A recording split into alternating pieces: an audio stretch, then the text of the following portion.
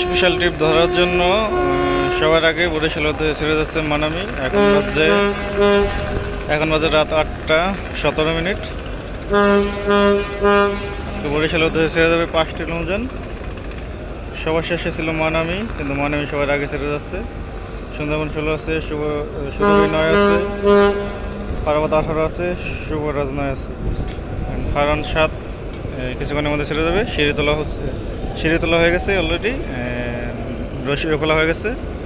ওই পাশে তাসরিফ 1 ছেড়ে যাচ্ছে বেতুয়ার উদ্দেশ্যে। ফারহান 7ও ব্যাঘাত দেবে এখন।